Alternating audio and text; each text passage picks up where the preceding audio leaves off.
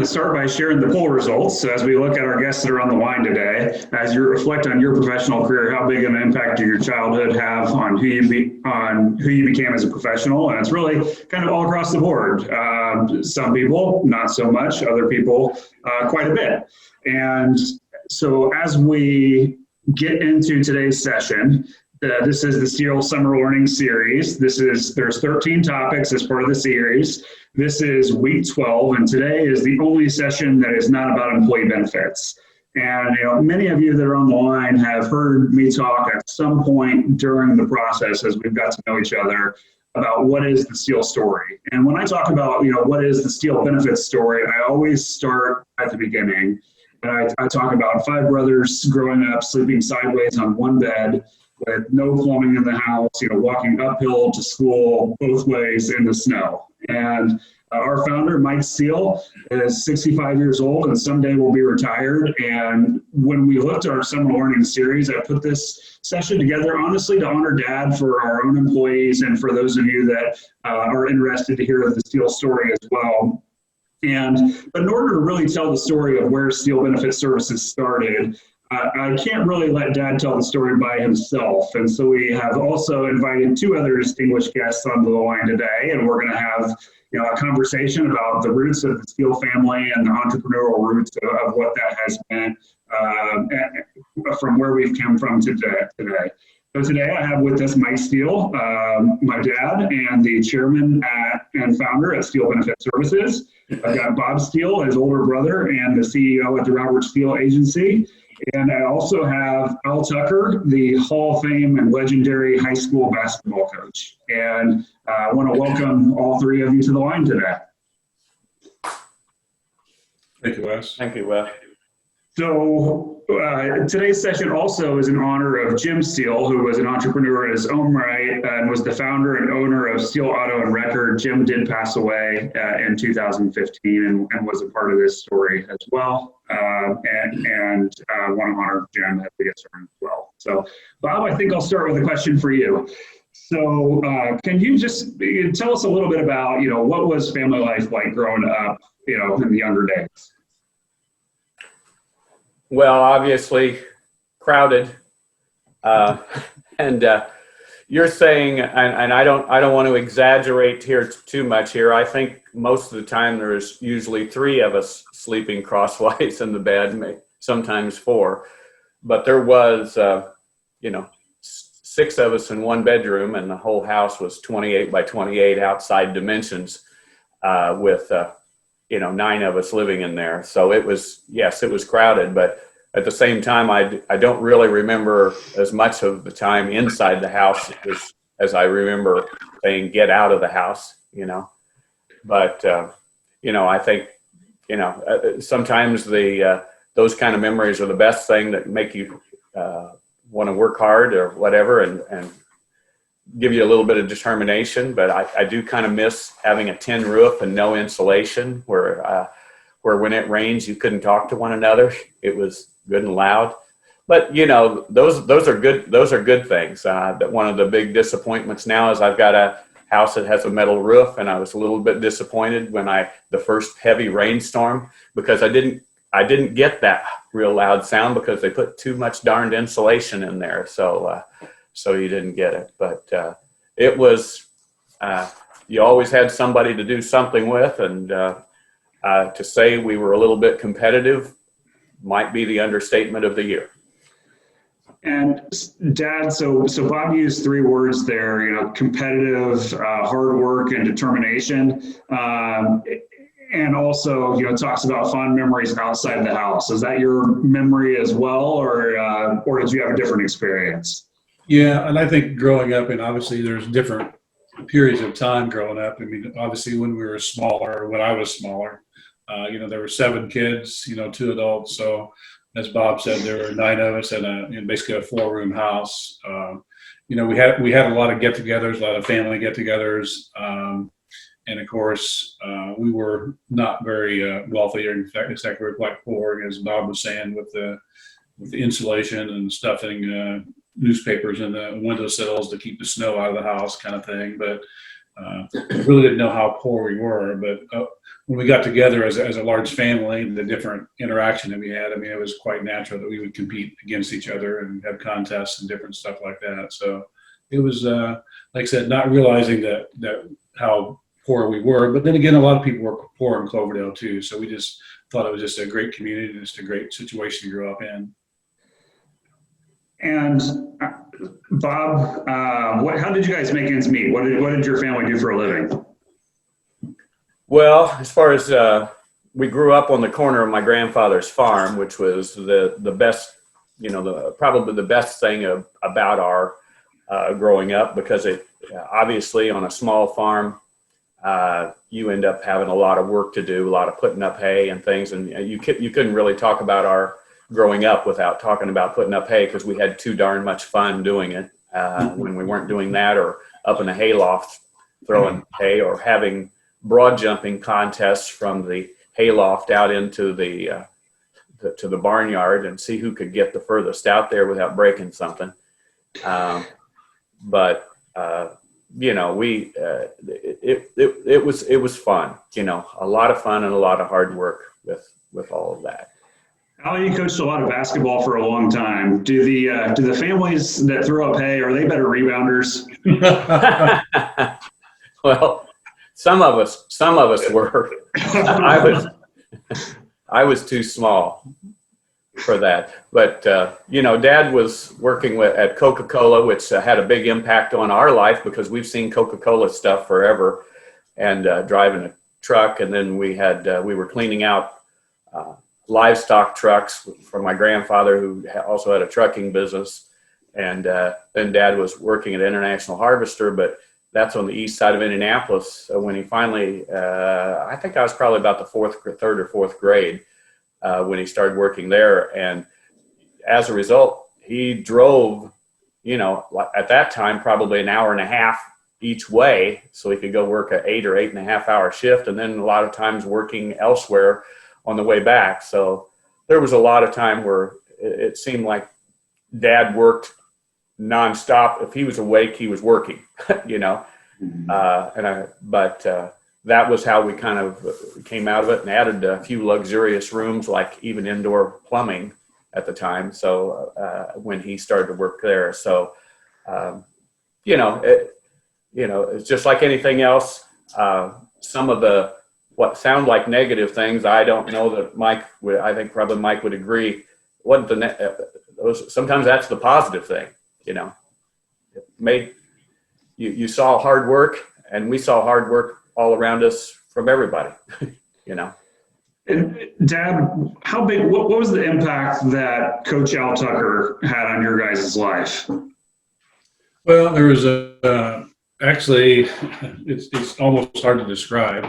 Al's here, so I don't want to, give him too much credit. No, actually, I'm joking, because the bottom line is he was very instrumental as far as, our family and what we did. But it kind of gets back to not just Al, but athletics in general. We started growing up and involved in Little League baseball and different sports and competition and that kind of stuff. But, I think the things that Al has taught our family and me specifically are things that carried over to my, young adult life and adult life. And I think those are a lot of the values that truthfully I've been teaching, as I was coaching through the years. I shared those values, with a lot of my players, over the years, as well as building the company too. So, it's not uncommon for us to have a staff meeting or even a family get together and talk about, when I was a kid or during sports activities, here's what we were taught, and here's what some important things are. So I really think that, to answer your question, Wes, has a major impact on my values today. Well, I know your family was fortunate in that, you were able to put yourselves through college, or several of you were able to put yourselves through college with sports. And so leading back, I hear a lot of basketball stories from growing up. And Al, you were a young guy yourself in 1970, a young coach. And why did you decide to be a basketball coach? Is that something that you always knew you were going to do, or where did that come from? First and foremost, I've been involved in sports all of my life. I was not ever very good at anything, but I had a medical issue, and my parents told me I could not play my sophomore year in high school. First time I rebelled against my parents, I said, if you don't let me play basketball as a sophomore, I'm going to quit school as soon as I'm 16 years old. And I was committed to do that. Well, they allowed me to play, and later on, I had a condition called Osgood-Schlatter's disease, where I couldn't hardly walk. But I did play. I was not very good, and I classify my career in high school as a average player on a less than average team. So consequently, that put me into the Navy. I joined the Navy right out of high school. And what really got me to think about going to college, first of all, I number 8 out of 10 kids. And a lot of times we had to compete for food. And not a question of getting new jeans when you went to school in elementary. You got new patches on your knees when you went to elementary. So my background is very similar to the Steeles, but then I came back after serving in the Navy, and one of my best high school friends said, Al, come on to Indiana State. I'll show you what's happening. I'm going to graduate next year. I'm going to be a basketball coach. So that's what got me into the coaching business. That's awesome, Al. And I know when we were doing preparation for this talk, one of the things that you mentioned is, you talked about not just the Steeles, but all the other families that you've encountered through that time. And what has caused you to take such an interest in other people's success? Well, first, if you can survive growing up in a family of 10, which I did, and I had a sister on each side of me, and that was not fun, but anyway, that was my life. The kids that played for me, if they could survive and finish the program, graduate from high school, they were my family for life, and it's still that way today. There's hardly a day goes by that I don't have some positive contact with kids that I even eliminated from the program for different reasons. And what are some of the things that you remember about the Steeles when they started coming through your program? Well, they almost needed 2 vehicles to get to and from practice. There's so many of them and it was a family that I knew did not have a great deal in the way of resources. But my God, did those kids compete, did they work? And a lot of that was because of their background. And I think of Mike. Mike was a survivor because he was number 4 out of those 4 kids in high school. So you got to be tough to survive that, Mike. And I compliment all of you for your work ethic, or your determination, and responsibility. So question for you, Bob. So Al said work ethic, responsibility, you used the word competitiveness, hard work, determination. Are those the things that you took into your professional career that kind of led you to where you are, or was it just kind of blind luck that you ended up being a business owner? Well, I don't think it was blind luck, but it was a combination of, I mean, being honest, I think that some of it was you just wanted to prove yourself, and you were always competing with somebody else while you're growing up, and you just wanted to prove yourself and prove that, okay, I can make it and I can accomplish anything. I mean, if you're shooting free throws and you make 10 in a row, which didn't happen that often, that was an accomplishment. And when you're working in anything else, you set your different goals, and they change all the time. But one of the things was I just wanted to feel like that maybe for my own good and not anybody else's necessarily, I wanted to feel like that maybe we did something right, or maybe I was better than somebody else. I mean, I remember one particular small story when I was in college. I was building foundations to water towers. I was tying steel, and we were dropping down in these pits, and they would pour concrete over it. I was down in this, and when they had a break once and had somebody climb back out, and the guy looked back down at me and he says, you're only going to get paid the same as everybody else just because you worked through the break. And I said, I just want to finish this and get this done so we can move on to the next one. And later we moved on to another project. They let that guy go and they took me in spite of the fact that he was 6 inches taller and 50 pounds heavier in a hard-working thing. But you just made up your mind you wanted to accomplish something and get something done.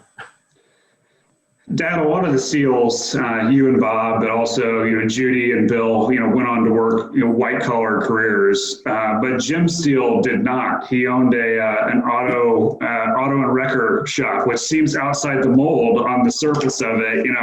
And no offense, Dad, but I'm not letting you change my brakes anytime soon. And here you've got a brother that's an auto mechanic. I mean, can you tell us how is Jim different? Where does he fit into this whole story?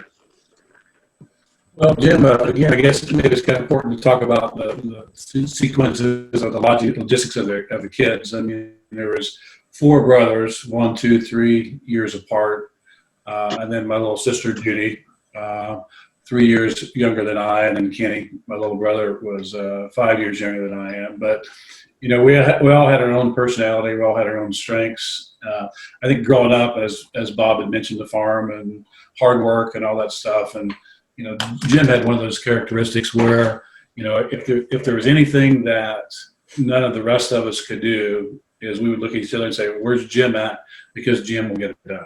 Okay. And I don't care if it's turning a wrench or throwing a bale of hay or whatever, but, in my lifetime, I've never seen anybody in my entire life that had a better work ethic than Jim Steele. I mean, he was absolutely amazing. And I think his successes, without question, his work ethic is real important, but there's a lot of people that work hard, but he also had one of the biggest hearts I ever saw too. So I'm hearing some common threads about, what you guys maybe had in common growing up and what some of those values were. And Al, I heard you tell an interesting story at one time about Jim, and I'm going to tee up one for you. And if you've got something else you want to share, you're welcome to do that as well. But did Jim really leave basketball practice to go tend cows? Is that a thing? Jim was a worker. And Jim had other responsibilities. And once in a while, he was late for practice because he had to take care of the hogs, or he wanted to leave early because he had to milk a cow. And that's okay. In a small community, you get to know these people. And so Jim and I had a tremendous relationship.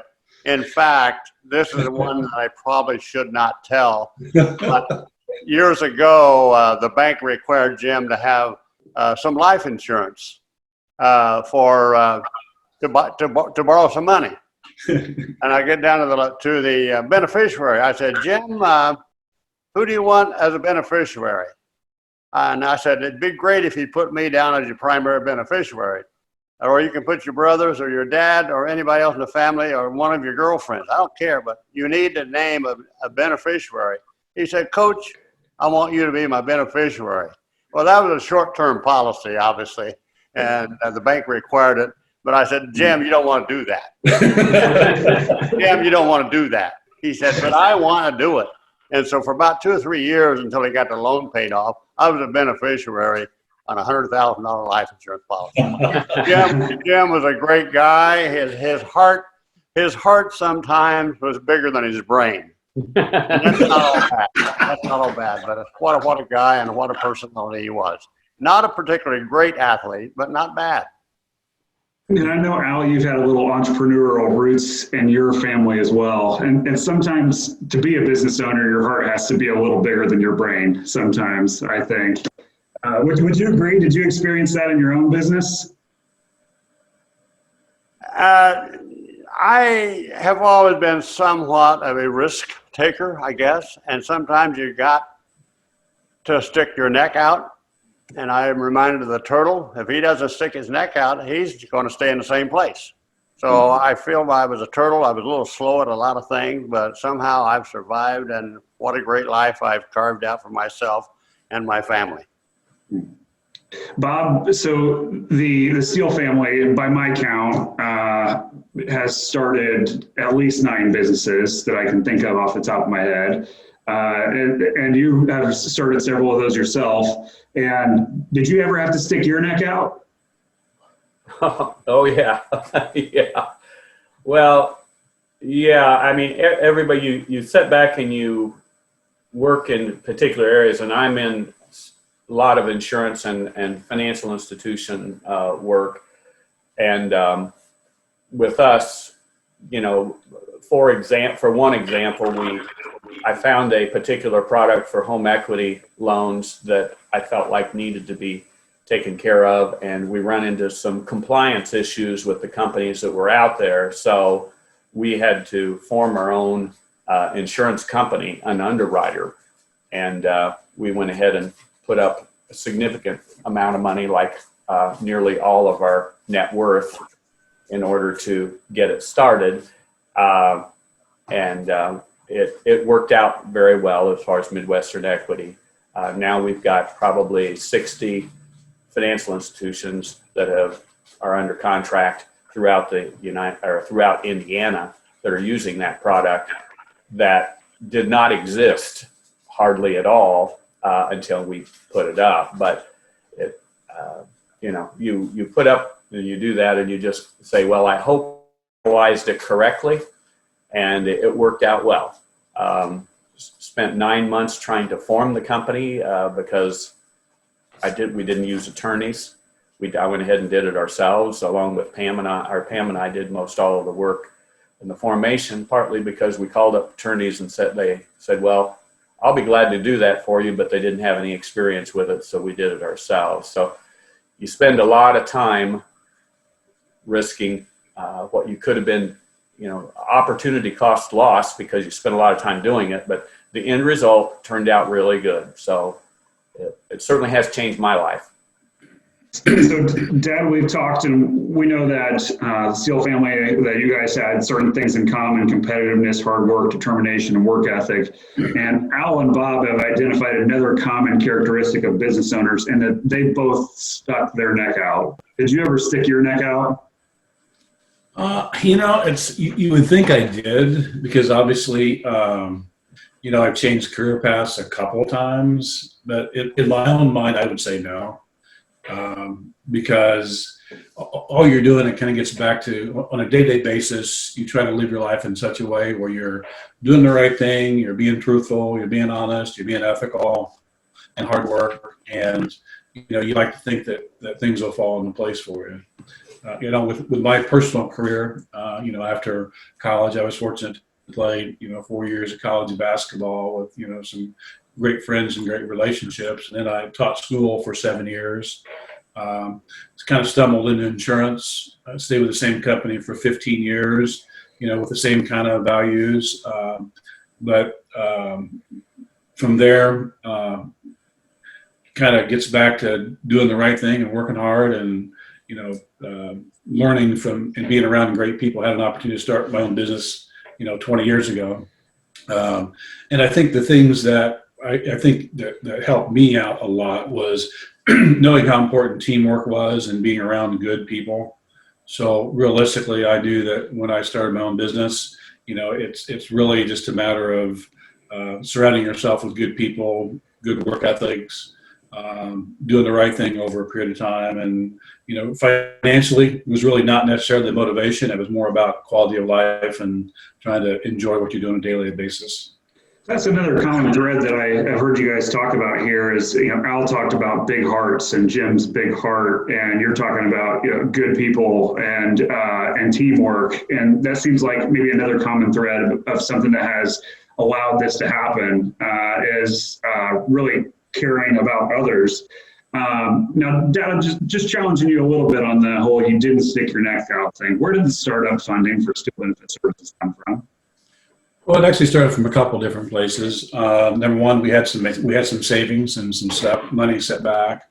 Your mother, Beth, my wife of 39 years, she was also working full time too, so she had an income as well too. But we were approached by, or actually I was approached by Conseco about, again, they'd kind of heard my name bantered out there, several times. So they had a small block of business that they needed somebody to look after. So they came to me and said, we'll give you a small block of business, as well as we'll give you some resources behind that as well too. So essentially they allowed us to borrow money to start our business, which started in the basement, of our home, just a one-man shop and a small block of business, and began to grow there with obviously one employee and then 1.5 employees. And then next thing Wes, came to me his senior year and said, I'll be your administrative assistant, as a senior in high school, which, goes back a few years.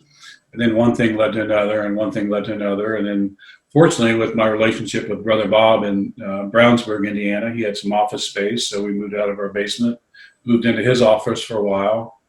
Outgrew that, moved into Pittsburgh, outgrew that for a while, and now we're on the west side of Indianapolis. So again, it's being around the right people, right relationships, whether it be family members or coworkers or team members, as we call them. It's interesting because, Al and Bob talk about sticking their necks out, and then we talked to you, Dad, and what I heard you say is you borrowed $200,000 to start the company and worked out of your basement, and you didn't even consider it to be that big of a risk. I mean, is that part of the entrepreneurial mindset, Bob? Is you've got to be comfortable betting on yourself a little bit?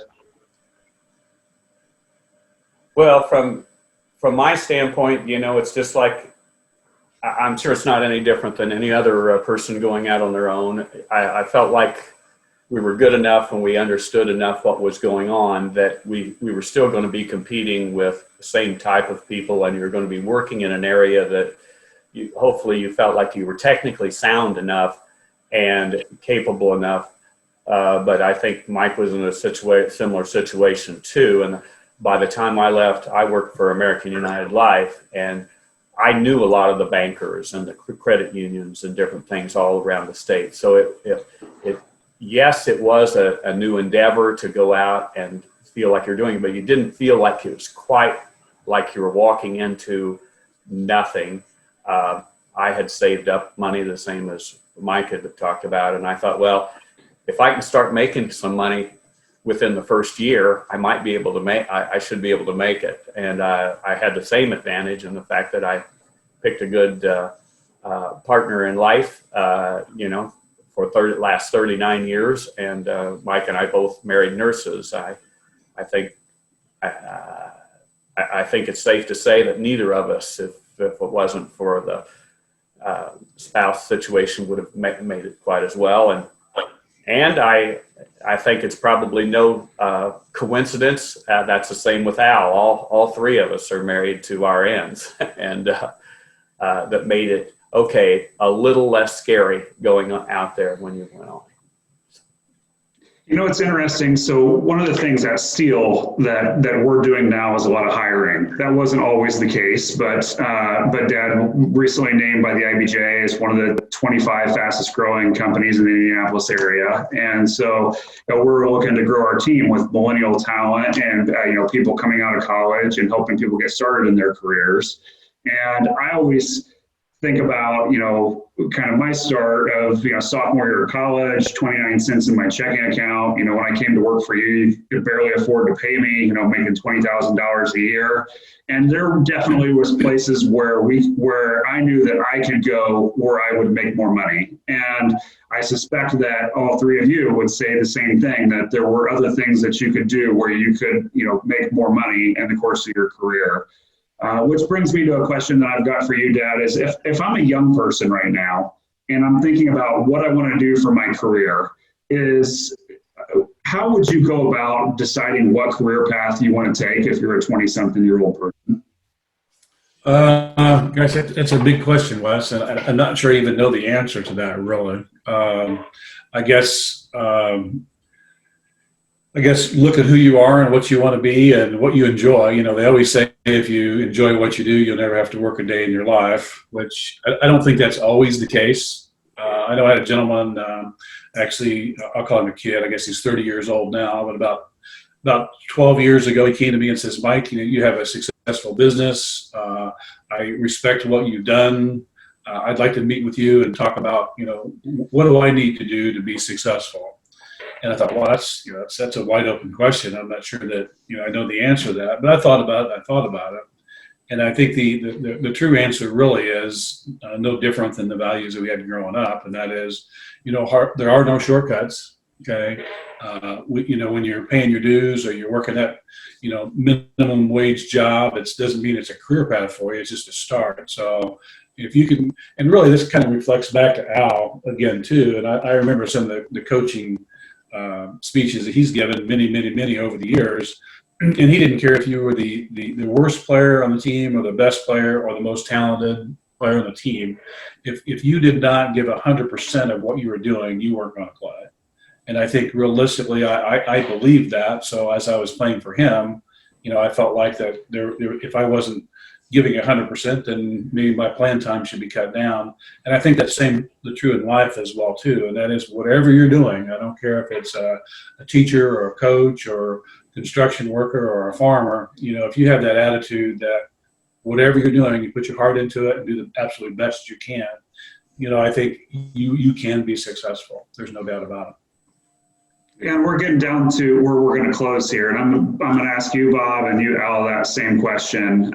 Is something to lead for our audiences. We've got people that are in the workforce on the line. And so, Bob, what advice do you have if I'm starting a career today or a mid-career today? What advice do you have for somebody who might be listening? Well, from my standpoint, one is if you're in a technical field like we are, for sure, you need to, put the time in to make sure that you understand just as well or enough that you can be extremely helpful to your market that you're going into. But the other side to it is not to necessarily disagree with Mike, but to go one step further with this, is you really need to find something that you have a drive for and that you enjoy doing. Because I've enjoyed so much of what I've done, but I completely agree with anybody else who would say, work.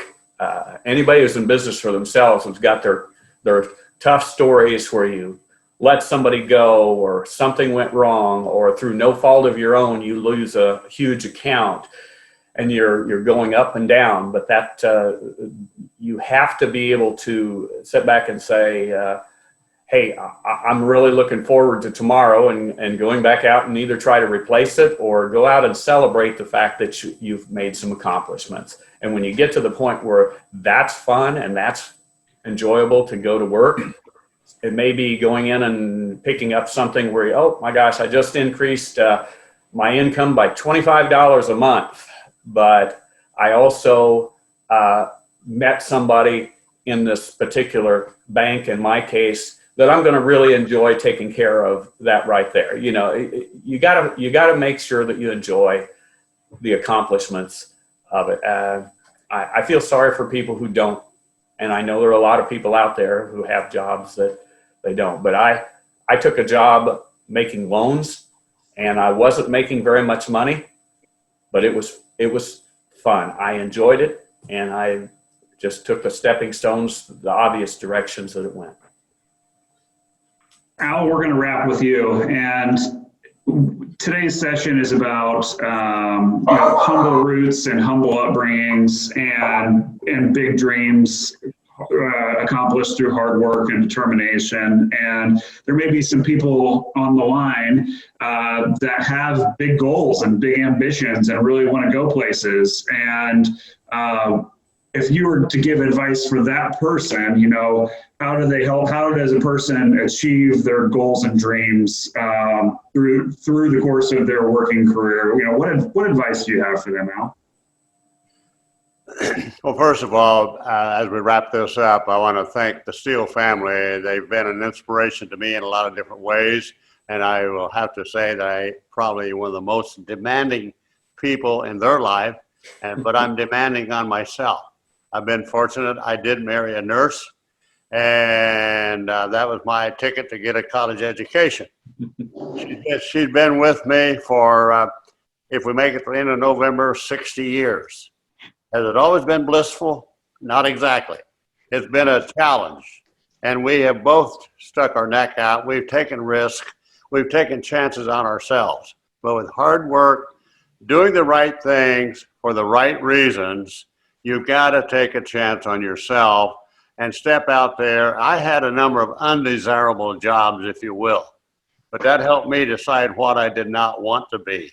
Probably the worst job I had, I was an apprentice meat cutter, working in a locker room, cutting up chickens 8 hours a day. I said, I can't do this. I'm not going to do this, and I'm going to enjoy my career. So teaching was great for me, 21 years. Then I quit cold turkey, went into the insurance business, and I made the most of it. And we took a chance. We had no money. We didn't have to borrow it because we always lived beneath our means. And you got to be conservative, and you got to take care of your finances. And then at some later point, I'm 81 years old, and I don't have to work today. In fact, I'm going to play golf at 12:30 today as soon as we wrap this up. It's been a great life. Thank you, Wes. Thank you, Mike. Thank you, Bob. And not only the Steele family, but every family I have come in contact with has been great for me here in Cloverdale. Thank you. You know, it was interesting. As we put this session today, and we had 13 topics on the Steele Summer Learning Series, this is the only topic that wasn't about benefits. And, you know, I kind of wrestled with, should we get on here and ask you to use your time for this, for our listeners out there? And will you be interested to hear this story? But I just thought, you know, there's a great story to be told here. And just recapping a couple of the things that have been said today, take a chance on yourself, be extremely helpful for others, be demanding, the competitiveness, hard work, determination, teamwork, big hearts, work ethic, stick your neck out. You know, there's just such great messages that although they're not benefits related, it's something that I thought you might really enjoy hearing today, just telling the story of kind of who we are and how we came to be here working with you. And so Al Tucker, Bob Steele, Mike Steele, thank you so much for joining us for about 40 minutes today and just telling your story. You know, it's been really enjoyable for me. I hope it's been really enjoyable for our guests as well. And so I want to thank everyone for joining us today and wish you a fantastic rest of your Tuesday. Thank you, Wes. Appreciate it very much. Thank you. It was enjoyable.